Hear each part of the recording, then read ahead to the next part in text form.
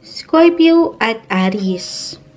Parehong competitive at palaban sa adhikain ng buhay ang dalawang sign na ito. Puno ng enerhiya, passion at aksyon ang Aries at Scorpio. Kung magkasamang magtutulungan ng may pagkakaunawaan, ay posibleng maging successful ang relasyon sa pagitan ng dalawang ito. Gamitin mo ng tuwid ang iyong paninindigan, Aries, dahil ang mga Scorpio ay loyal sa mga paniniwala nito. Scorpio at Taurus.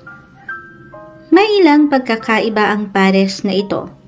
Halimbawa, pagdating sa usaping pinansyal, karaniwan sa mga Taurus ang pagiging materialistic ng mga ito.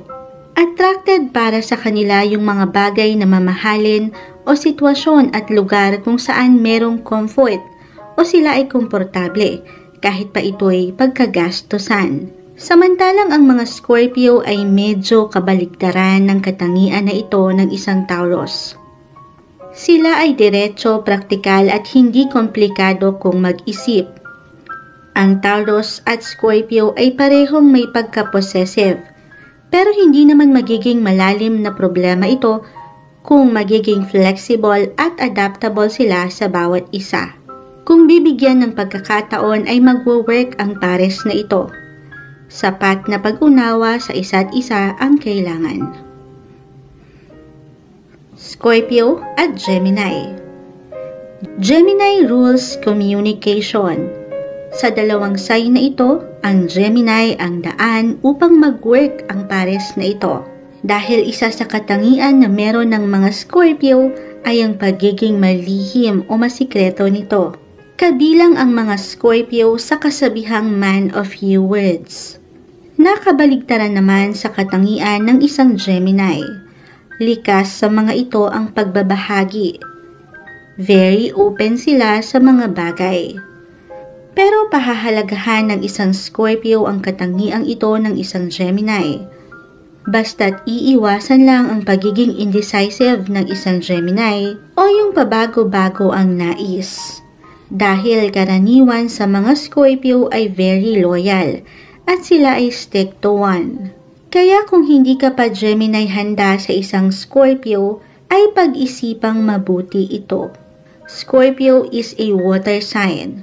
Malalim silang mag-isip at masaktan. These two pair of signs could work kung may balance at mutual ang nararamdaman. Scorpio at Cancer. Solid at sexy match ang dalawang sign na ito. Parehong water signs. Tunay na ma-appreciate at pahahalagahan ng isang Scorpio ang mga katangiang mayroon ng isang Cancer. Maalaga, pribado at loyal sa relasyon. Mahalaga sa dalawang sign na ito ang katapatan. Dahil parehong may malalim na pinaghuhugutan, lalo na sa emosyonal na sektor. Parehong may malakas na pakiramdam na sa simpleng pagkilos o paggalaw ay magkakaunawaan ang dalawang pares na ito.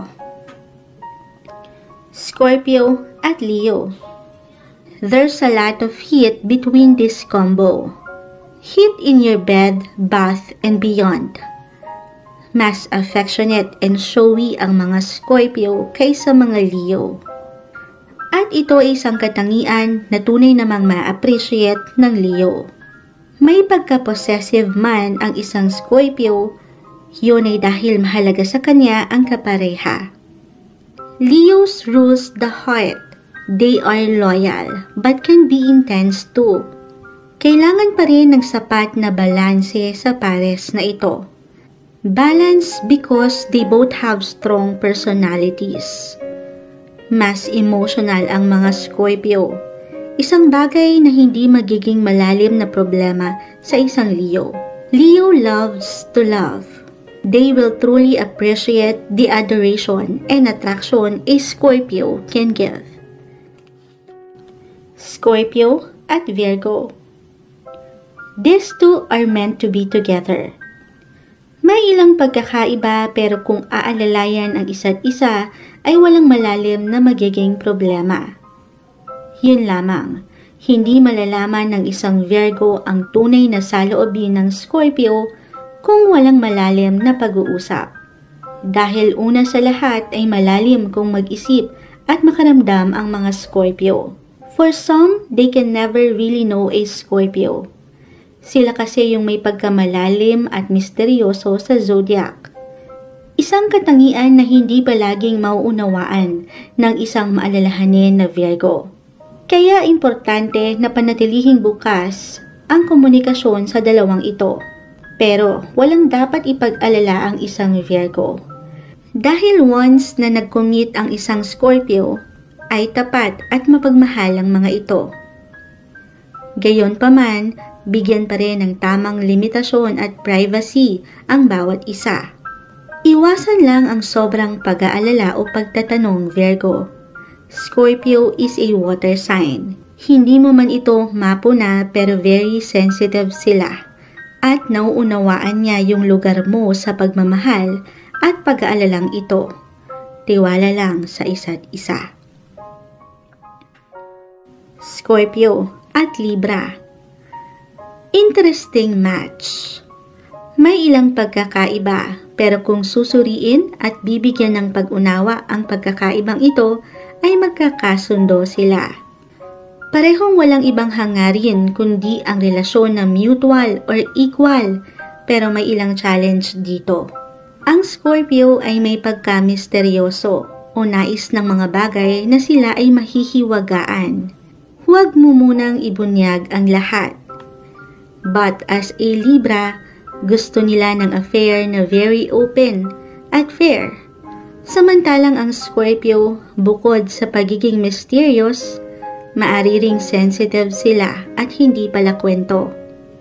Pero ang totoo, Scorpio is a water sign. May pagkamalalim lang sila. Ang ilan ay parang matigas lang tingnan on the outside, pero deep inside, ramdam ka nila, Libra. Hindi magiging madali sa una, but as time goes by, kapag nakilala nyo na ng higit ang isa't isa, ay mauunawaan nyo na ang pagkakaiba na ito. Pahahalagahan ng Libra ang pagiging showy and sometimes sensual ng Scorpio.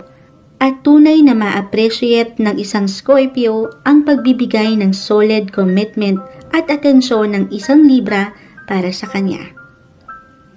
Scorpio at Scorpio. Both are water signs. Perfect match. Powerful couple rin ang pares na ito. Parehong malalim kung mag-isip, makiramdam at magmahal. Makakabuo sila ng relasyon na may tibay na pundasyon. Isa lamang sa maaring maging pagsubok na kaharapin ng dalawang parehong sign na ito ay ang medyo pagiging possessive ng Scorpio o yung pagkakaroon ng sense of ownership sa pagitan ng dalawa. Lalo na kung ang pares na ito ay nagsisimula pa lang ang pagsasama. Pero sa paglipas ng panahon, kung mangingibabaw ang pag-unawa sa pagitan nila, ay tunay na may forever sa dalawang pares na ito. Scorpio at Sagittarius. Ang mga Scorpio ay higit na ginagamit ang kanilang pakiramdam o yung kanilang emotional side. Samantalang ang mga Sagittarius naman ay hindi kasing lalim ng kapasidad ng isang Scorpio pagdating sa usaping emosyon. Sapagkat ang mga Sagittarius ay mas praktikal at mas ginagamit ang kanilang intelektual na kakayanan. Isang bagay o sitwasyon na maaring hindi nila maunawaan sa isa't isa agad. Water and fire signs. Maraming maaring pagkakaiba, pero kung kikilalanin mo ng mabuti ang isa't isa, at ang ilang pagkakaiba na ito ay hindi naman imposibleng magkasundo ang dalawang sign na ito. Scorpio at Capricorn. Beautiful match. Magkakasundo ang dalawang pares na ito pagdating sa kanilang mga nais gawin sa buhay. Importante sa dalawang sign na ito ang pagkakaroon ng seguridad, hindi lamang sa relasyon, pero pati na rin sa usaping pang-future, financially especially. Pahahalagahan ng isang Scorpio ang pagiging masipag, o hardworking sa anumang gawain mayroon ng Capricorn. At iibigin o ma-appreciate naman ng isang Capricorn ang atensyon na maaring ipakita at iparamdam sa kanya ng Scorpio. Kung parehong makakatanggap ng suporta sa bawat isa, positive possibilities ang naghihintay na resulta sa dalawang pares na ito. Scorpio at Aquarius. May ilang challenge man sa dalawang pares na ito, pero kung bibigyan nila ng pagkakataon na makilala ang bawat isa, bago magbigay ng konklusyon, ay may tsansa na makabuo sila ng malalim at magandang koneksyon sa huli. Ang mga Scorpio ay may pagka-possessive, samantalang ang Aries sign na Aquarius naman ay more on the side of pagiging independent. May mga pagkakataon na mas hinahanap nila yung freedom o pagkakaroon ng kalayaan sa relasyon. Isang bagay o sitwasyon na baka hindi nila agad makuha o maunawaan sa isa't isa. May challenge rin pagdating sa pakikipag-usap. Maaring magsapawan ang dalawang ito sa ilang ideya o nararamdaman. Pero sa huli, kung susubukan at talagang nanaisin, ay magwo-work rin naman ang relasyon na ito. Sapat na pag-unawa sa pagkakaiba ng bawat isa, Scorpio at Aquarius. Scorpio at Pisces.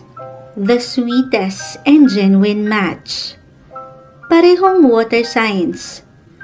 Parehong may lalim kung umunawa, makiramdam at magmahal.